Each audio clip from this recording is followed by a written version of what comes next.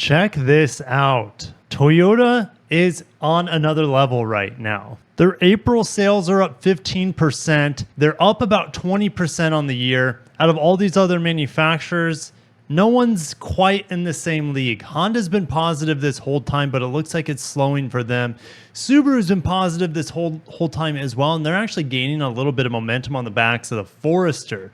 But what if I told you Tesla is now cooling off faster, you could say, than anyone else right now on the market? And what's going on with Musk's leadership is definitely questionable. Guys, grab your snacks and drinks, buckle in.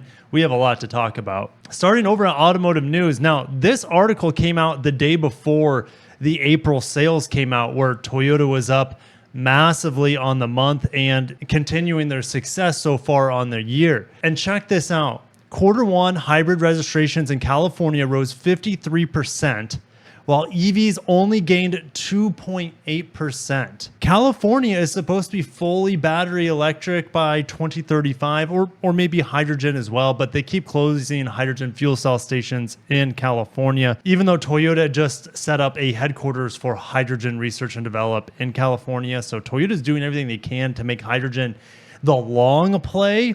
The near-term play is actually hybrids, and they're crushing it. And the medium-term play is going to be a mix of electrification, which has always been Toyota's strategy. So right now it's hybrids, but in the future we'll see plug-in hybrids at a much higher penetration and variety. Right now they just have two, if you're not counting the Lexus lineup. And you are also going to see Toyota's next-gen battery platform come out in 2026 with new battery technology, new gigacasting, new software, software-defined vehicles, etc. In the meantime, before more heavily electrified things come out, Toyota and other manufacturers who are making pretty good hybrids right now are just raking in the dough. I made a video earlier this year talking about how Toyota hybrids make them more money than their non-hybrids at this point in time. So that's why you're seeing something like the Camry that I just reviewed, and it's one of the best cars I've driven in a long time from a value proposition anyways. That's why the Camry is going full hybrid, because it doesn't cost Toyota any more money to develop the hybrid, and they're able to meet emission standards and have really impressive fuel economy and now power as well. The new Camry also offering all-wheel drive. Watch my reviews on the Camry. I probably just sound like a Toyota salesman when I talk about that vehicle, but you can say the Camry is now kind of like the Model 3 in terms of like what it's bringing to the table and shaking things up a little bit. It's great to have competition, right? And whatever happens in California is typically an indication of what follows elsewhere in the United States. Not always, but it's typically the litmus test of the near future. And if hybrids are crushing it there, you better believe hybrids will start crushing it throughout the United States as well. Most of the states, the hybrids are already doing quite well. Toyota's hybrids have surged in the first quarter, as well as other manufacturers producing hybrids like Honda and Hyundai.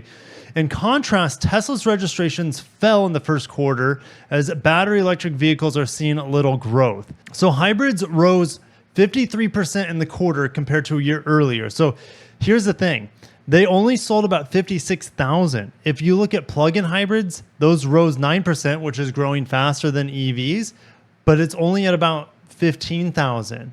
BEVs are leveling off with a roughly 3% increase. So there's about a 35,000 unit delta in favor, I should say, of battery electric vehicles over hybrids. But I don't think that's going to be the long-term, or should I say the near-term situation. I think in the next couple of years, hybrids have absolutely the possibility to surpass battery electric vehicles, even in California, in terms of total sales volume. I really believe that the initial buyers of battery electric vehicles have already bought. That's going to start, it will keep growing, but it's not going to be at the rate Toyota hybrids or other manufacturers' hybrids are growing. So 56,000 here, and it's only a matter of time before the RAV4 goes fully hybrid. So in 2 years from now, Toyota's two best-selling models, well, and I think the Highlander previously was the second bestseller, but now that's sharing with Grand Highlander. Anyways, all those models could be going full hybrid in the next 3 to 4 years. And if Toyota's entire fleet in California is either hybrid, plug-in hybrid, or battery electric, with maybe only 20-30% battery electric, that sort of sales volume alone will say that hybrids are outselling battery electrics in the state of California more than likely, because it won't be just Toyota. Honda is getting in on that, Hyundai and Kia as well. And we just had news recently that General Motors is going back on their EV situation. Mercedes is going back on their EV situation. Ford is going back to the drawing boards, creating very affordable small battery electric vehicles, and additionally doubling down on hybrids as well. The little Maverick hybrid is absolutely crushing it. Even though hybrid sales are well behind battery electric vehicle sales so far in Q1 2024, Toyota is still the top-selling automaker in California, Tesla in second place. So currently, hybrids and plug-in hybrids have a near 17% share of California registrations. It was only at 12% in the same quarter last year. Like I said, as more vehicles become fully hybridized, like the Camry, like the RAV4, it seems that hybrids will take down battery electrics within just a couple of years in terms of taking their own piece of the pie. So EVs have a 21% of the market share in California. So every 1 in 5 cars is a battery electric vehicle. But check this out. It was only at 20.5% in the first quarter of 2023. So growth is essentially stagnated on the EV front. Why are people picking hybrids? Well, Ed Kim from Auto Pacific, I run into him from time to time. I met him first when we were actually racing around Atlanta Motorsports Park in Elantra Ends. He's a really good driver, by the way. He says the reason for hybrid surge is affordability, because gasoline electric vehicles are generally priced similar to their gasoline-only counterparts. And that correlates what I was saying earlier. For many of these manufacturers, developing electric vehicles costs less than developing ICE vehicles at this point. Battery electric vehicles, Ed says, in contrast, come with significant price premium. EV prices will come down as new models enter the market. This is true. So initial price is one thing, but also how many people are living in apartment buildings that buy new cars or condos that they don't have access to charging at home. And I cannot recommend a battery electric vehicle if you cannot charge at home. Unless you can charge at work, charging at public areas is just very, very, very expensive. And compared to a hybrid that gets really good fuel economy, you'll spend next to nothing on gas in comparison. Insurance is lower on hybrids, and their maintenance is typically actually less than a normal gas car on a hybrid. If we go back in time, hybrids were outselling full battery electric vehicles until 2022, thanks to Tesla. They were the ones that pushed the envelope, obviously. Hybrids and plug-in hybrids in 2022 had an 11.8% share. Remember, if we go back up, they're now at a 16.6% share. And EVs went to 16%, now at 20%, or around 21%. And 2023 hybrid models had a 14.5% share compared to EV. So the EV share has gone down. It's at 21%. As of 2023. But remember, first quarter of 2024 is like 20.9 or 20.8. So it's a little bit less of the entire pie. Tesla still has California's top-selling vehicle in the first quarter, regardless of fuel type, the Model Y. And Tesla's share of BEVs in the segment stood at 55%, despite its decline from about 62% last quarter of 2020, or should I say Q1 of 2023. Mercedes, BMW, Ford, Hyundai, Kia even, they had all-time best Aprils for their battery electric vehicles, and Tesla is slipping. So we're going to head over to Reuters. Elon Musk Tesla overhaul hits executive bench he touted. Over a year ago, Elon stood on stage with 16 executives.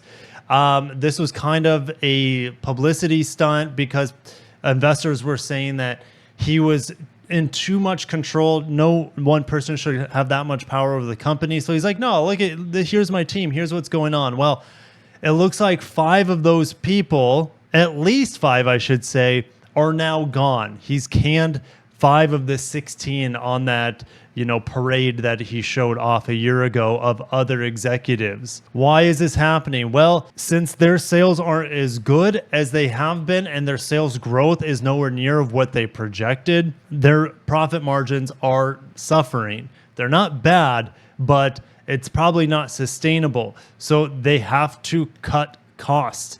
If you cut out executives and as well as can like the Model 2, right? They're finding lots of ways to cut costs. Some of those people up on stage with Musk a year ago resigned, cashed out their stocks. Baglino sold $181 million worth of Tesla stock when he left. I would leave and retire on a beach somewhere if I was Baglino. And Rebecca Tanucci, she's been canned as well as pretty much most of the supercharging team. Musk turned to Twitter, aka X, afterwards saying to grow the supercharger network, they are going to do it, but at a slower pace for new locations and focus more on 100% uptime and expansion of existing locations. There's also more competition coming around. Mercedes-Benz will have their own charging network, but there's a conglomerate of, I think, 7 major manufacturers from Hyundai to Honda.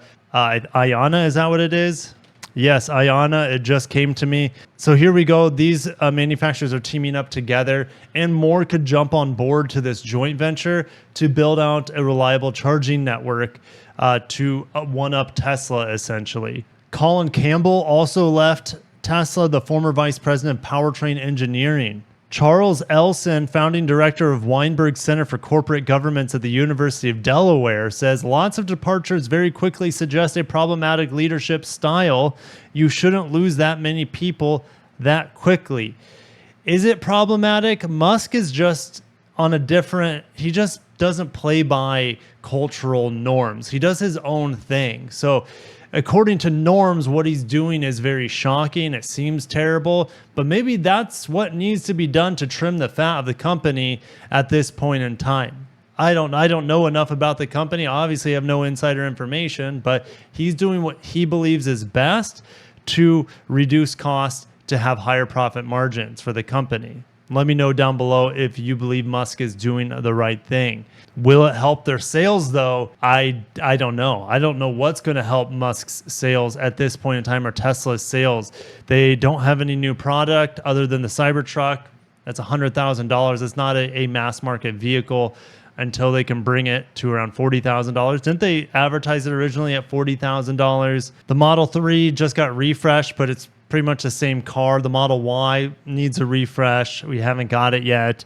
Model X and S, they're pretty much ancient at this point in time. But it looks like on the Model 2, even if it does come, they'll be using traditional gigacasting instead of next-gen gigacasting where they stamp the whole bottom part of the car in one piece. So it looks like they'll be using the triple cast that they use on the Model Y and maybe Cybertruck at this point in time. So let me know if you think Toyota and their hybrids are going to succeed in the short term. Obviously, they have the momentum right now with Tesla getting tripped up at this point in time. And then you have all this other stuff going on in the background with Musk letting off people or people walking away from the company. The supercharging network is now no longer seemingly like a super high importance. It seems like Elon is interested in autonomous vehicles more than anything. I guess that's like robo-taxi stuff, right? So if I need to order an Uber, you just have this little tiny Model 2 pick you up and take you where you need to go. He's a visionary man. That's definitely the future. But that could be 20 years in the future. Who knows? In the meantime, they need to sell product, and their product's getting less and less tempting as competition gets better, as their products are aging. And it's only a matter of time before more hybrids hit the market, which are more affordable and more practical for most buyers out there, at least right now with the current charging network situation here in America. I got to shut down. Thank you guys for watching. Subscribe for more news updates along the way. I love comparing where the automotive industry is going versus where it's been in the past. And yeah, it's fun to see what will happen next. Have a great day and peace.